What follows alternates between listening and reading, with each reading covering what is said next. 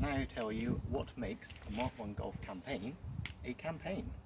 On the outside you can have a look and see, typically most Mark 1 Golf GTIs look very similar, but there was a limited run of campaign editions which were done at the end of the run, which was from late 83, so all campaigns will be on an A reg, and they came in a selection of 6 different colours. So there was Lassa Green, which is what this car is, there was Mars Red, Alpine White, Shorts Black, Diamond Silver and Helios Blue. So a few telltale signs that you'll find which make the campaign, basically because it was the end of the run, I think they basically said they'd throw every extra that they could onto the car. So first obvious signs were these, what most people think were spotlights in the grille, which were in fact fog lights. So you've got the fog lights on there, obviously the A reg, because it was a 1983 model. And then probably the most important thing for if you are looking to buy a campaign would be the chassis number. And within the chassis number, it's quite difficult probably to see it on here, but there is an EW, if you can see that there, but within the chassis number you have EW. That denotes that it is the campaign model. Okay, moving round, the other thing that they had was that they had a tinted green glass within them. It's quite difficult probably to see this on the camera. If I put the window up, maybe you can just see how this is a slightly green tint compared to the other windows that you would get, sort of standard tints. So that is on the glass all round.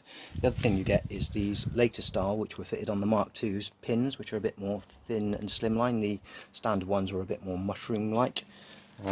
Also you've got a leather bound steering wheel, so the steering wheels are the same as the standard Golf GTIs of this era, but these ones, as you can see there with the stitching, were actually leather bound. The other thing you had was a steel sunroof, so a steel sliding sunroof which came standard on the campaigns.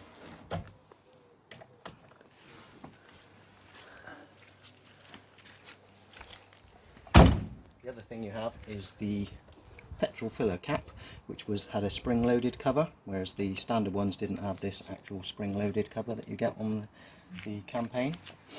And probably lastly is the Pirelli wheels. This is probably what a lot of people recognise about these cars. One thing to note is that they did do 2 different sorts of Pirelli wheels. They also did a Mark II wheel which had slightly different spacing between the P's on the wheels.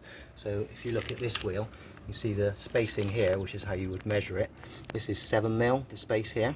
I happen to have a Mark II GTI wheel here, which I don't know if you can see, but this is a bit thicker here, so you've got a 10mm gap here as opposed to the 7mm gap that you've got on the Mark 1s, and also because of that, obviously this becomes a bit more of a stumpy P than this one, so obviously that becomes a bit longer, elongated, that part of the P, whereas that one is a little bit more stumpy. So if you put them next to each other, you can kind of see the difference quite clearly between the different wheels.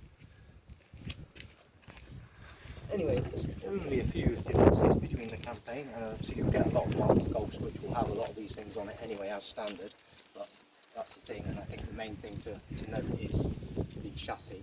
It's got the EW chassis on it. I think there's some people talk that there is a DW that also covers the campaign, but I think it's a bit up for debate on that one. But if you've got the EW, that's a safe one. That's what makes your campaign your campaign. If you've enjoyed that, thanks very much.